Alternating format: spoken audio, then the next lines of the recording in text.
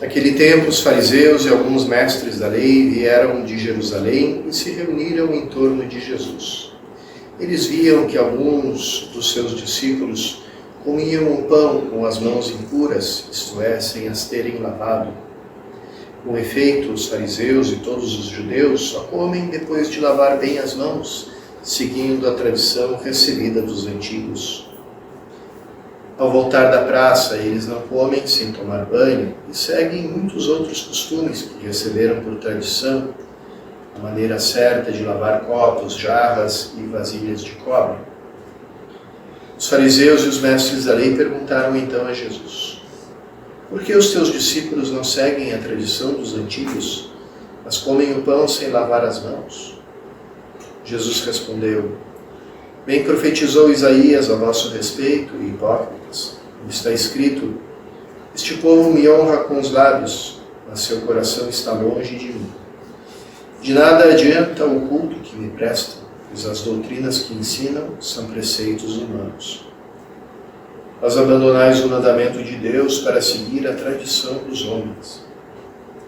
E dizia-lhes: vós sabeis muito bem como anular o mandamento de Deus a fim de guardar as vossas tradições. Com efeito, Moisés ordenou: honra teu pai e tua mãe, e ainda: quem amaldiçoa o pai ou a mãe deve morrer. Mas vós ensinais que é lícito alguém dizer a seu pai e a sua mãe: o sustento que vós poderíeis receber de mim é corban, isto é, consagrado a Deus. E essa pessoa fica dispensada de ajudar seu pai ou sua mãe. Assim vós esvaziais a palavra de Deus com a tradição que vós transmitis, e vós fazeis muitas outras coisas como estas. Nós escutamos a primeira leitura continuação do primeiro capítulo do Gênesis, o relato dos 6 dias da criação. Esse relato esquemático, muito marcado pela mentalidade sacerdotal. Se calcula que foi redigido por um sacerdote na época da volta do exílio, aí pelo século VI a.C., nesse esquema onde ele coloca toda a criação. Os primeiros 3 dias são os dias da chamada Opus Distinctionis, onde existem 3 separações que Deus faz. A primeira é a separação entre a luz e as trevas, depois a separação entre as águas de baixo e as águas de cima, porque eles acreditavam que o céu era feito de água. Então, entre o oceano e o céu se abria um espaço, se separavam as águas de baixo e as de cima. E depois uma terceira separação, a separação entre a água e a terra seca. Depois desses 3 dias da Opus Distinctionis, ou seja, da obra da separação, vinha o Opus Ornatum, que quer dizer a obra da ornamentação. Então Deus começa a enfeitar aquele mundo que ele criou. Então, o primeiro enfeite são as estrelas que ele pendura na abóbada do firmamento, as estrelas, o sol, a lua. Depois começa a enfeitar o elemento aquoso, as águas, e depois também povoa a terra com as plantas e os animais. E depois, como concluindo toda a obra da criação, ele diz esse plural intensivo, do hebraico, quando Deus quer com uma especial vontade realizar alguma coisa: façamos. Então ele passa daquele faça-se, das demais obras, quase como delegando aquele fazer da criação, passa daquele faça-se e passa para o façamos, ainda falado assim no plural, declarando uma especial dedicação, uma especial intensidade. E aqui aparece aquele poema sobre a criação do homem. E Deus ao ser humano criou, macho e fêmea os criou, a sua imagem e semelhança os criou. Então, vem os três, criou, né? Criou 3 vezes. Também no hebraico significa uma plenitude, quando algo é dito 3 vezes. Então, criou. E depois ele cria o ser humano. Aqui aparece aquela palavra Adam, né? que significa todo o gênero humano.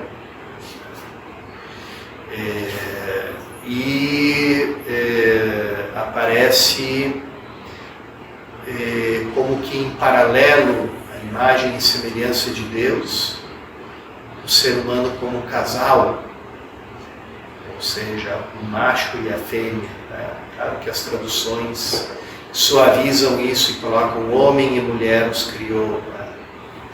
Então, isso significa que o fato de que o ser humano é criado como um ser da comunhão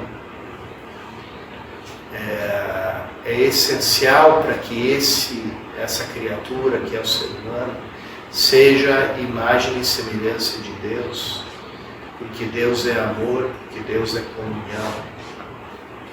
Então, essa abertura à comunhão não é algo acessório, né? São João Paulo II, na sua teologia do corpo, ele dizia isso, né? Nós normalmente relacionamos o homem como imagem e semelhança de Deus ao fato de ele possuir liberdade e inteligência, e logicamente isso é verdade, né? Mas João Paulo II dizia, mas o ser humano ele também é imagem e semelhança de Deus já desde a sua estrutura física, porque desde o seu corpo aparece já essa abertura à comunhão. E essa comunhão que constitui uma comunidade de amor. Então, o ser humano ele não pode ser entendido a não ser em comunhão, em família, em comunidade. A dimensão essencial do ser humano.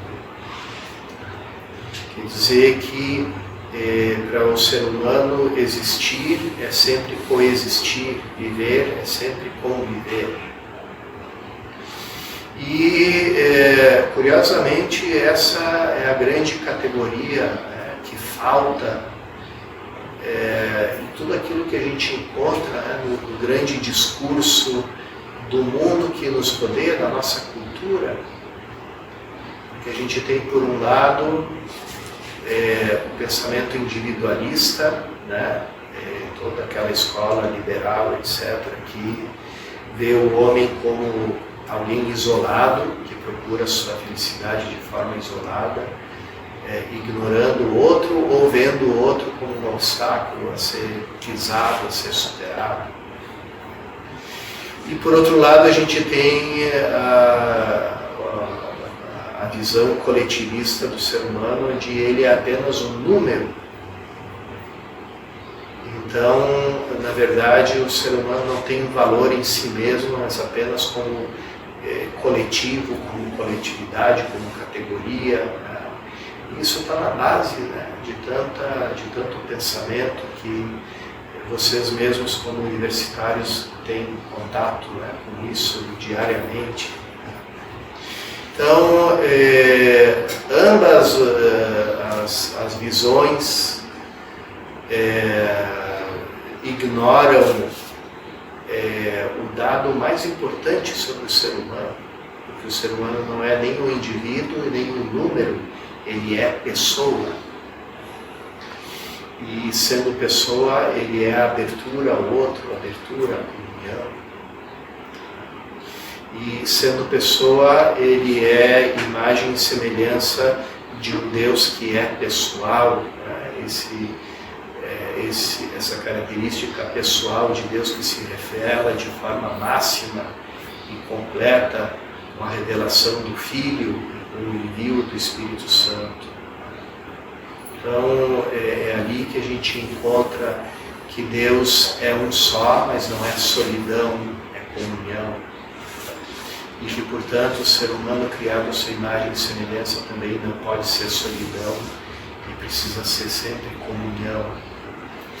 Essa é a peça que falta, né, na nossa cultura, e que, ignorando ela, a gente vai sempre construir mundos distópicos, porque eles cometem o erro fundamental, que é o erro antropológico, o erro sobre o ser humano.